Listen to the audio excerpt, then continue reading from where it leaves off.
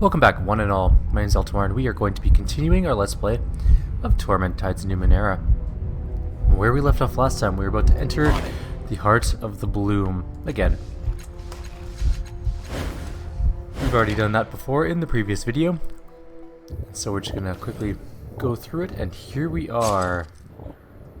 There is somebody, there's an abacus down here? That's what it is. And some corpuscular moths. And there's of course the heart right there. How do we get there is the question.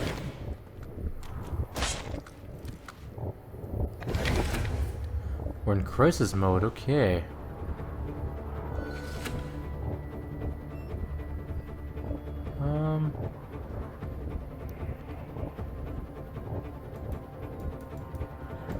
I'm not willing to talk, so let's just go smash one.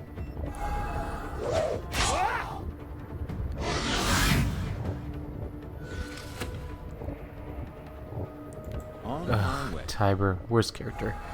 Meat shield extraordinaire, basically. If we get in there and talk to the tongue cluster, I wonder what we can do with it. It's a solid hit, actually. 10 transdimensional damage by that abacus. Should probably heal him at some point. Just what I needed.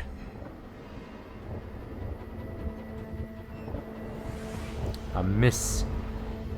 That's fine. I'm going to actually move past. Oh, we can't move past because they're blocking the whole door. You should have run. What's happening to me? I don't know.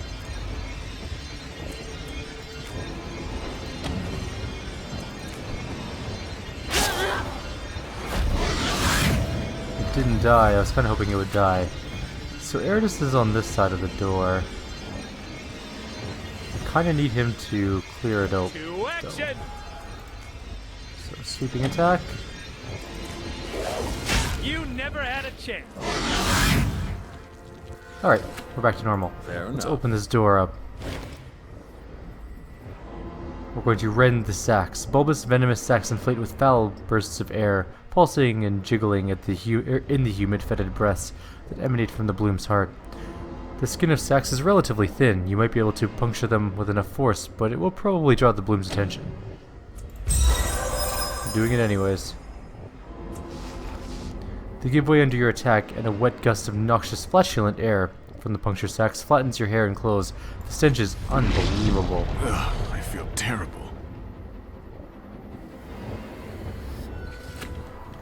Okay, we need to move as fast as we can. Yes. We're apparently hobbled, which is a little bit unfortunate. Better than I do right now. Where did Eridus end up? Oh, he's there. I see. Okay. I guess that makes sense. I need her to open this door. Or this one here. Just open this one. We're going to cut the sacks with our scalpel. A tremor shakes the chamber. Feels like someone threw up in my mouth. Two corpuscular maws have just appeared. We are hobbled still with Eridus. I am the very soul of action.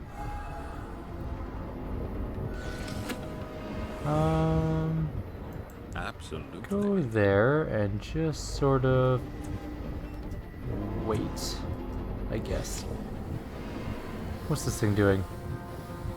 A full phase action to become glowy? Feeling my best. And that's saying something. The abacus is attacking the corpuscular maw is attacking the abacus. We're going to talk to the tongue cluster. It's allowed to feed on our memories. We don't have any actions right now, so that's annoying. Have to be next turn, I guess. Stop hitting me. Just what I needed.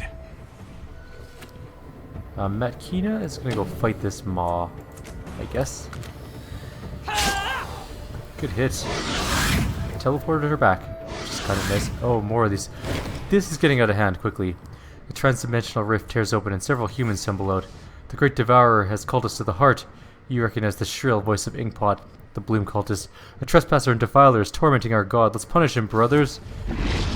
What's happening to me? This has gotten really bad, actually.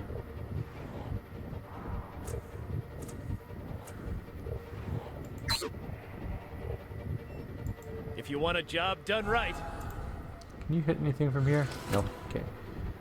Just wait there, Tiber.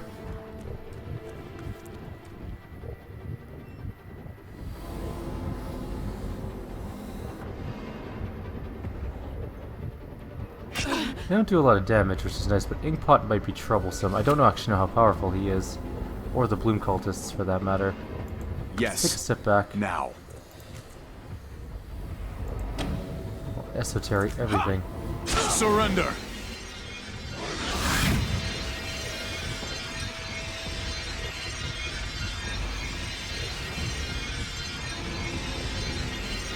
Alright. There's Inkpot and the rest of them. Flash does pretty significant damage.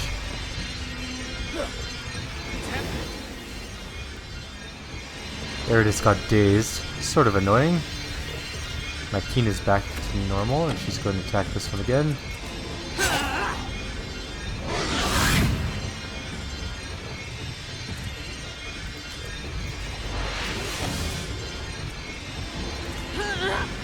A little surprise for you.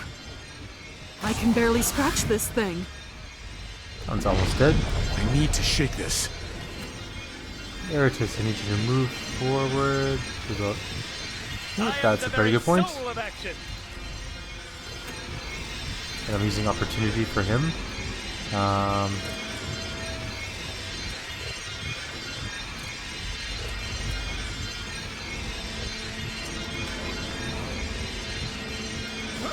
Let's use a Cypher for once. One of them died.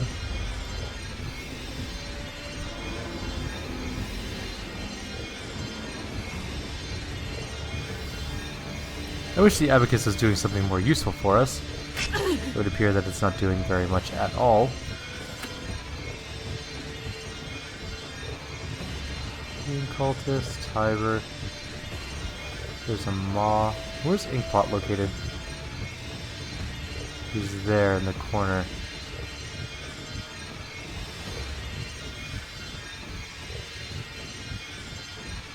Might just be able to use this from here. Might have to move a teeny bit forward though. All right. Surrender. I did not get Inkpot, I guess. Although I'm now behind the thing, so that's kind of nice.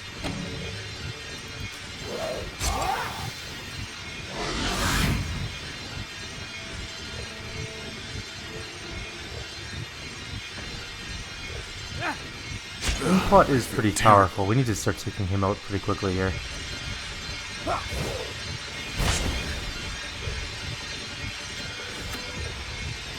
Okay, this thing can die now. Fear me. You know you fear me. Consider it done.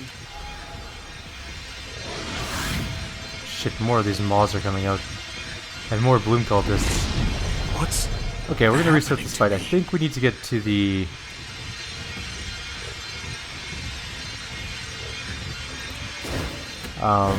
the heart as soon as possible and talk to it to try and shut down the fight.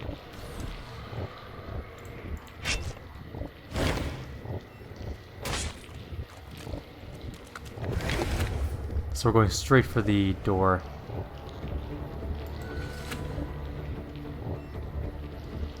I am the very soul of action. We're not gonna bother with the other things.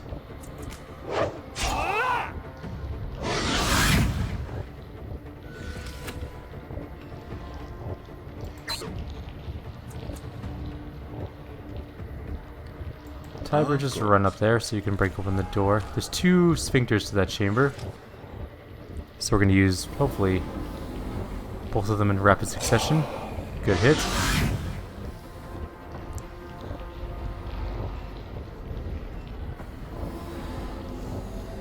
Right, it blocks us off again. That is supremely annoying. Go. But I can move past this time. So let's get up I'm here. ready. Look out, villains. Trouble coming your way. Surrender.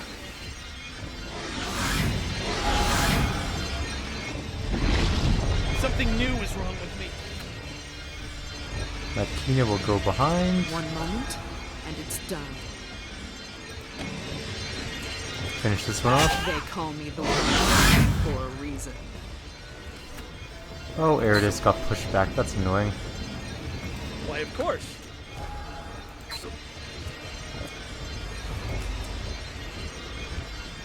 I don't think you can hit. Run as far as you can, Eridus, up Why, there. of course. Tiber, you're by the Fair door? enough. Good. That's perfect.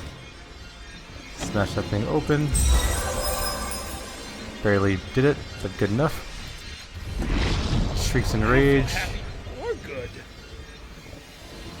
Abacus is doing something regarding phasing.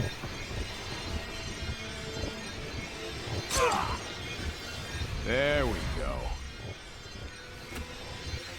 Normally I would go for the kill on that Alright. Can't say I mind corpuscular that. maw, but I don't think that's going to be the case.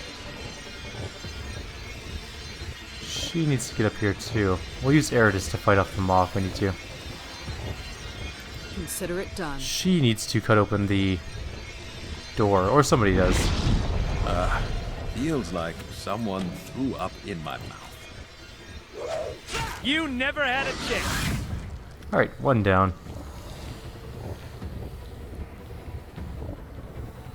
I'm ready. I'm always ready.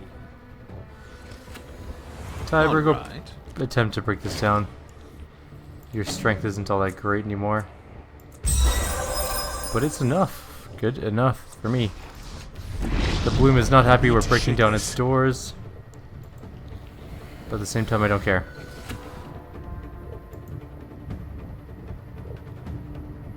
Fine.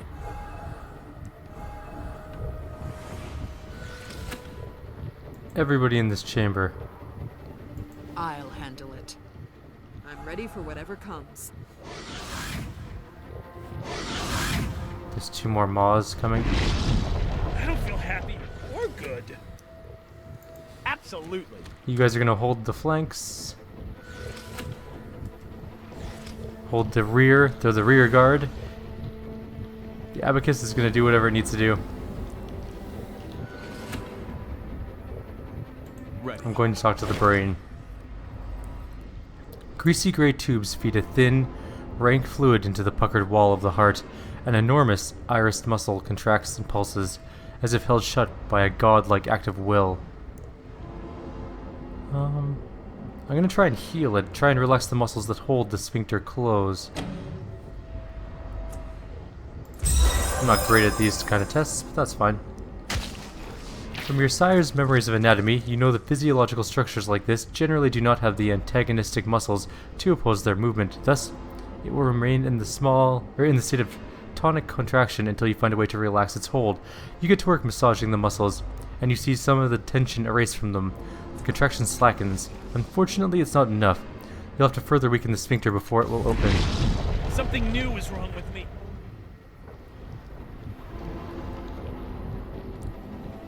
Maybe they can't get through the door. They can get through the doors. That sucks. Must be nice just to walk through doors. So what is it doing? It's sort of just sitting there. Okay. That one's fighting that. Makina, you're up next. I'll handle it. We have no actions, so that's it for her. There's another one of these things coming. And then Inkpot and the other ones. Something new is wrong with me. Happy to help. Get up Look here out, as well. villains. Trouble coming your way. We have 3 people ready to do actions next turn, but that's still next turn. Might as well be an eternity from now with all the enemies around.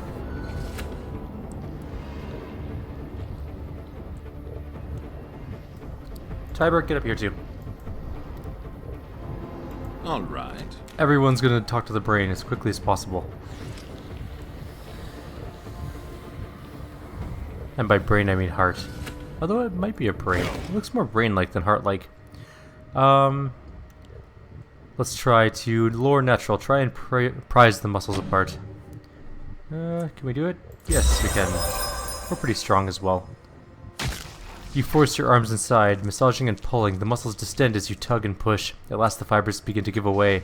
Unfortunately, it's not enough yet to further weaken the sphincter before it will open. I don't feel happy or good. I'm ready. Oh, I can't do anything. We are out of actions. Ignoring Inkpot. The cultists apparently can open doors, which sucks for us. Oh god, he's going into the room. But he has no actions left. The Maw is also coming into this room. The door closed behind it. And we're flanked. The Abacus is holding its ground.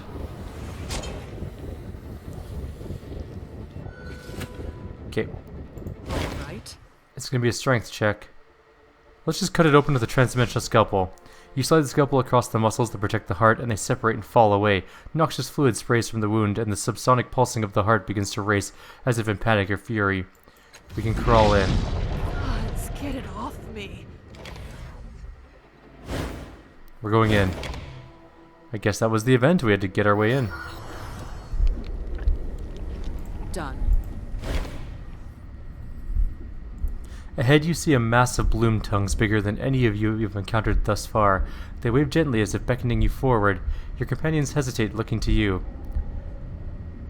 Makina, let's go in together. Her eyes widen. Are you insane? She looks at you up and down. Perhaps you're not. I will not. The bloom is a terror.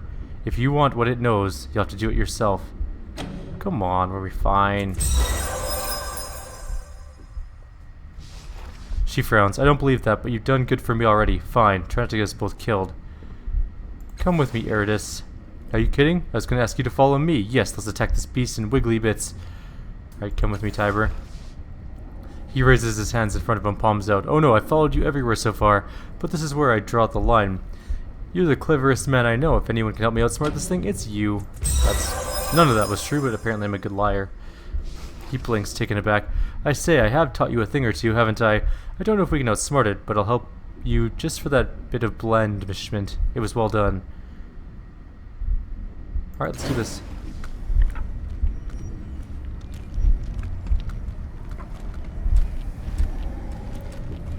What is the Abacus doing? Before you looms a twisted mass of tubes, arteries, roots, and tongues, heaving and pulsing in the murky light. The flesh glimmers with foul shades of purple and black, pocked with pustules and necrosis. Bloom whispers gather, swarming around you like fat, buzzing flies. They sound distracted, confused. As you step closer, bloom tugs surround you, drawing you into a wet, nauseating embrace. Though they seem solid and corporeal, they somehow pass through your flesh, thrusting into your head, your limbs, and your guts, igniting prickly, hot, cold sensations all over your body.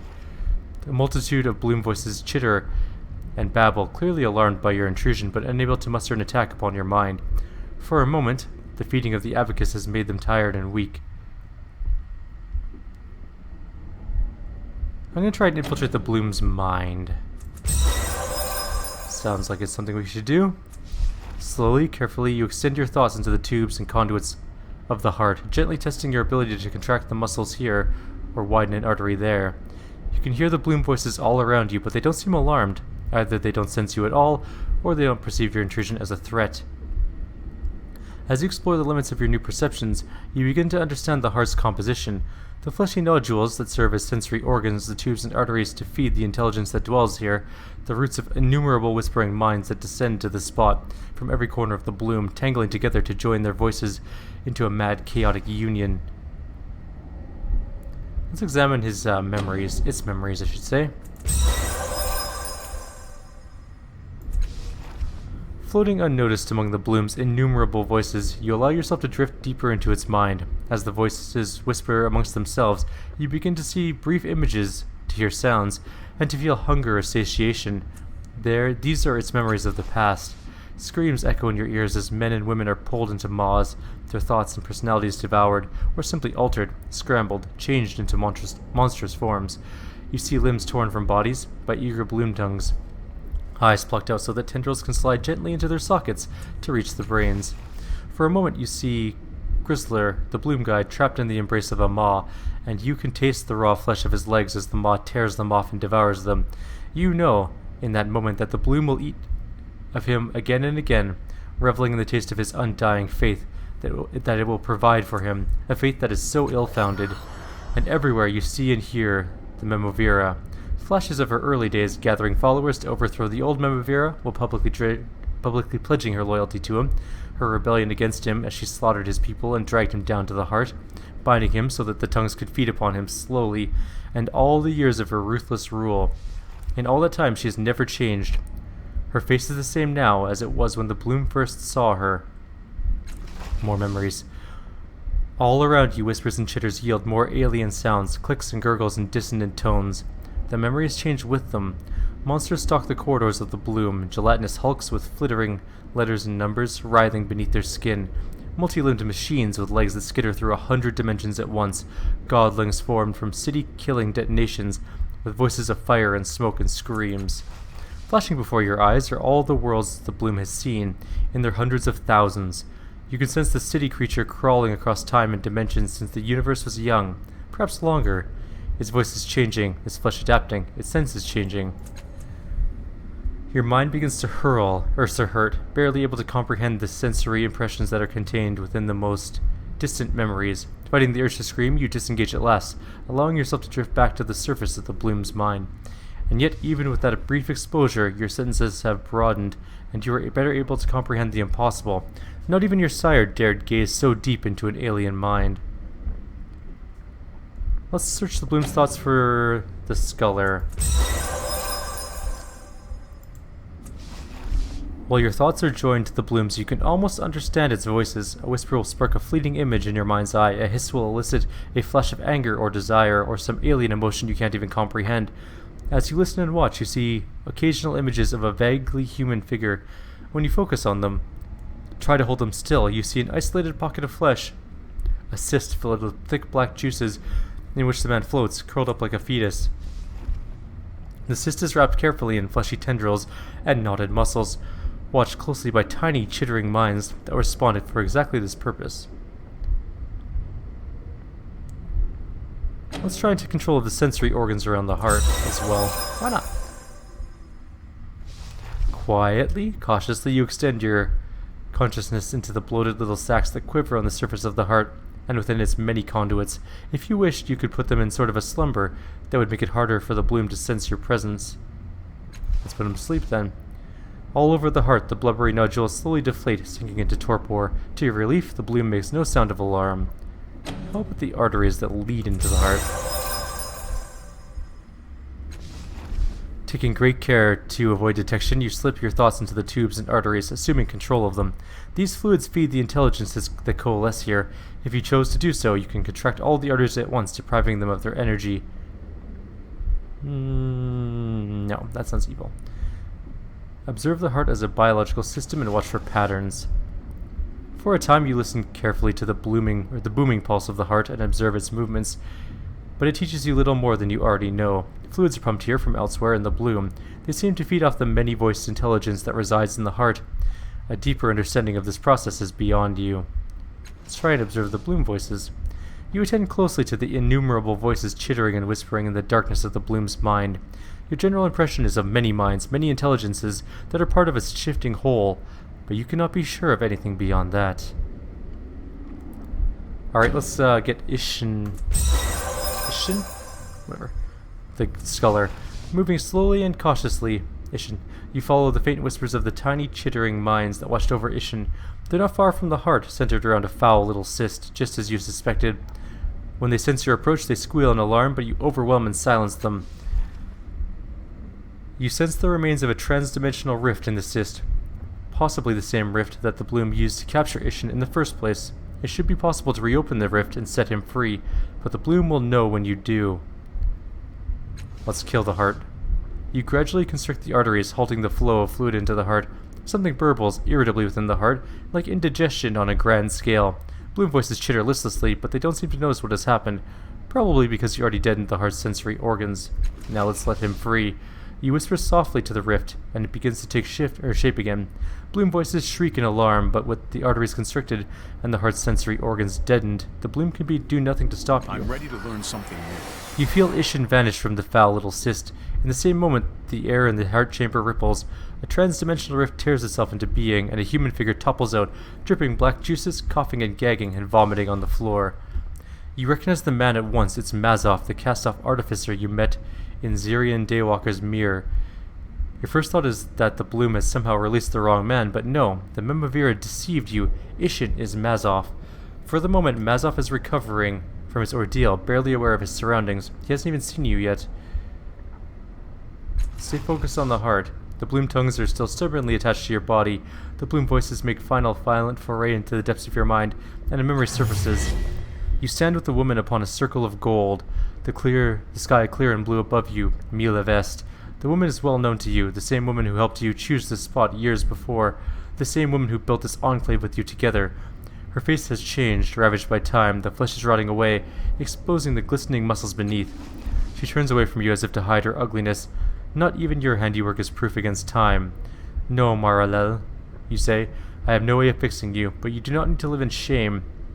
You present her with a mask, its expression enigmatic, decorated with intricate patterns of gold. A pretty thing, she says, unable to hide the bitterness in her voice. I can just as well wrap my face in bandages, or cover my head with a sack. She holds the mask you gave her. Put it on, you hear yourself say, and she places the mask over her face. At once it seems to meld with her flesh, and her face becomes that of a lovely young woman. Her eyes widen, knowing that something has changed, and you hold up a looking glass for her to see. She laughs aloud, a sound you haven't heard from her in years. You can change your face at will, you say to her. Try it. Marilel nods, watching the looking glass carefully, as her face morphs into that of an old woman, then a homely beggar lady, then of Argellan, and a dozen more. The last face you see is dark-haired, regal in bearing. It is the face of the Memovira. Accompanied by the distinct sense of hunger from the bloom, the memory fades.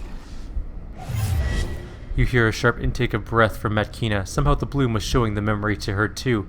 Right under my nose, she whispers. I had her right in front of me. The heart offers no explanation why it showed you this memory, but the implication is clear. The Memovira is merely a disguise, the mask that conceals the first Castoff. She has been alive, hiding behind a false identity for years. The bloom tugs slide painlessly out of your body, setting you free. They show no further interest in you, and the whispering voices are gone from your mind. Mazoff's alive. That's fancy. Mazoff rises, clutching himself as he abruptly vomits a clot of black fluid onto the glistening flesh beneath his feet. Small red wounds mar the flesh between the wires, crisscrossing his skin. Gods, he growls. Gods! He looks up at you, his mechanical eye sockets spin wheels within wheels, focusing on your face. You're the Castoff that was riding Zirian Daywalker. What the hell are you doing down here? I thought I was rescuing someone named Ishen, but here you are instead. Yeah, that's me, he says. It's a nickname, short for Ishenizar, because I look like one. Whatever it is. But no one calls me that except, he pauses and smirks. The first sent you, didn't she? Not surprised, she won't be getting the resonance chamber working on her own. It's all too easy to destroy the damn thing if you don't know what you're doing. Something about the words said in his voice stirs a memory in you. Resonance chamber. Resonance chamber. The sensation builds. He winces, his teeth clenched. Gods, the bloom is a terrible host. Stuck its damn tongues in my guts to force feed me. Filled my lungs with bile. Not sure what you did to get me out, but thank you. He spits a black-tinged wad of phlegm over his shoulder. Well, how do we get out of here? She's waiting, and you know how she is. I don't know, actually. I thought I was working for the Memovira until just a few minutes ago. His expression goes wooden. Skist, he says, rubbing his forehead. Look, don't tell her I said anything. I don't need anyone shouting at me right now, let alone her. This is the worst headache I've ever had. But a headache is uncoiling through your head as well. Alarm spreads across Mazoff's face, and he reaches out to catch you as you topple forward. You're underwater. The fading pulse of a sonar alarm ripples through the water. Then it's gone. An invisible pressure crushes your body, squeezing your head. A Gibra, with a Castoff's tattoo, rises from the dark to confront you. I should have known. You need something of ours to finish your resonance chamber, don't you, father? He regards you with scorn. You haven't learned anything. You would sacrifice us all for your chance at survival. You and the first. Pride blinds you both. You're wrong, Tom, you snarl, yet his words frighten you. Is he saying Marilel's alive? With her own plan to stop the sorrow? She must be stopped. Any plan of hers would be dangerous. I built the resonance chamber to save us all, you say. It has the power to weaken the sorrow, and I can kill the creature.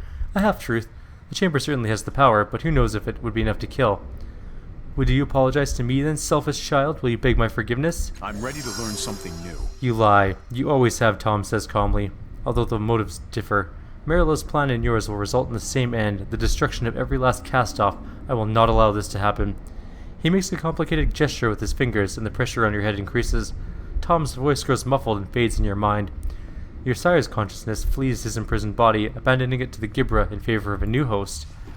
You return to consciousness, the headache fading, your mouth tastes of seawater or blood. Light and wet heat bathes the side of your face as the bloom opens a trans-dimensional portal. You can't be sure where it leads, but it's certainly your only way out. Someone, Mazov, is bracing you, holding you up. You alright? Mazov, what is the first plan with the chamber? To sever the... He gives you an odd look. You know, maybe you should ask her. I don't know enough about what's going on here. Just know that it'll free us from the sorrow without sucking us all into someone else's mind. That should be enough. He shrugs. She can't do it without me, though. I best be getting back. Patting you awkwardly on the shoulder, he limps past you into the portal and vanishes. It's only when he's gone that you see the glimmering contours of a small object lying where Mazov was standing. A mirror caster. It must have fallen from Mazov's pockets. You wipe the slime from the joints of the machine and add it to your belongings. Naturally. We are heading out of here as well. We're going to be doing the mirror caster stuff. I'm actually going to go find the other mirror caster that we need to get, and then the next video will just be me reading mirror caster things. There's like 7 or 8 of them I got to do, so I'll show you where the other one is. Luckily we have lots of time, because we don't actually have to go talk to the Memavira just yet. Consider it done. And we're not going to. And we also gained a level, so we'll probably do that as well. Stat pool is good. Oh, of course. We're just going to put it into intelligence, obviously. We really don't need any other stats at the moment. That's not what we're built around. We have the limits of human capacity. Cool. Alright, we can get an ability, and some of them are pretty neat. Free of the sword. Oh, these are all my abilities currently, so I don't have any new ones. Oh, that's it. We are max level. That's what we are. Okay. Cool. Good to know. So we're going this way. This will be a slightly longer video. We are really pushing in towards the end of the game. And once we do all the Mirrorcaster storylines, we'll be in the last couple of encounters. So we're closing really, really close in. Which is good because we're actually at max level, so that works out. On my way. So when I came into this place, I didn't really notice that there was a whole other area over here. That was poor exploration skills on my part. Look out below!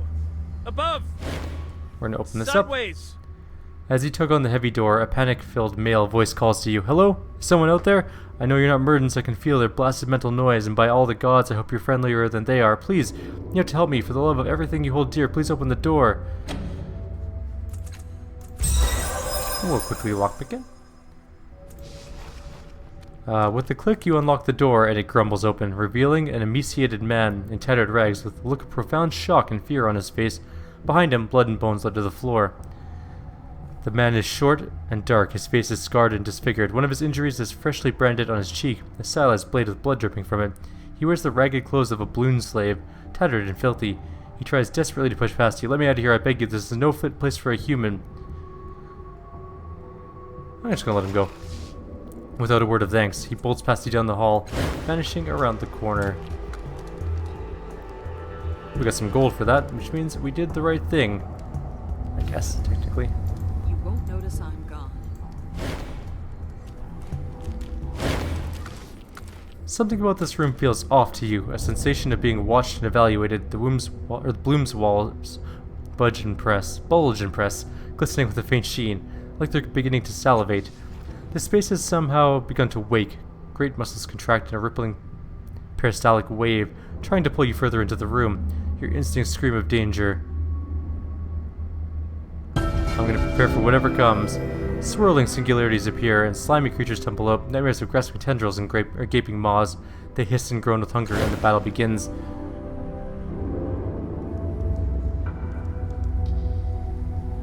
guessing they're going to be some maws. Yes, they are. Corpuscular maws. 3 of them, to be exact.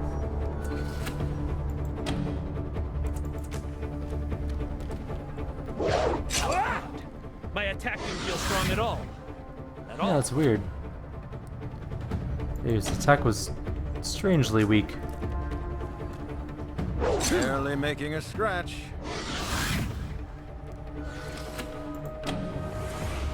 It's okay, we'll go beat them all up. All right. All right. 12 more damage. And Makina, you're last. You're very last, because apparently these guys are coming to fight you. We'll also get a free rest before we go do the end type stuff that's coming up shortly. Stop hitting me, it hurts. You're right where I want you. You know what? Moment, and it's done. I can barely scratch this thing. 10 damage is not a bare scratch. You're fine. Victorious! Cool. That worked out well. Get over here and flank these two. Go punch this one even though you're not very good at it. 45% chance of hitting. Nope. No luck. On it. Let's go. What do you think of this? There we go. Some solid damage there. Everyone just got teleported around. Annoyingly. Except for Makina, who apparently just decided to stay in the same place.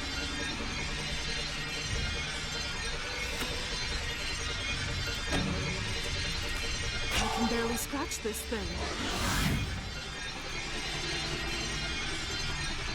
Surrounded There on it all is. sides.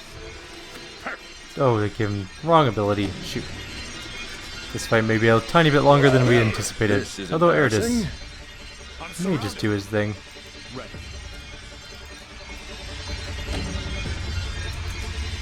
That's the last time. Alright, we have one left.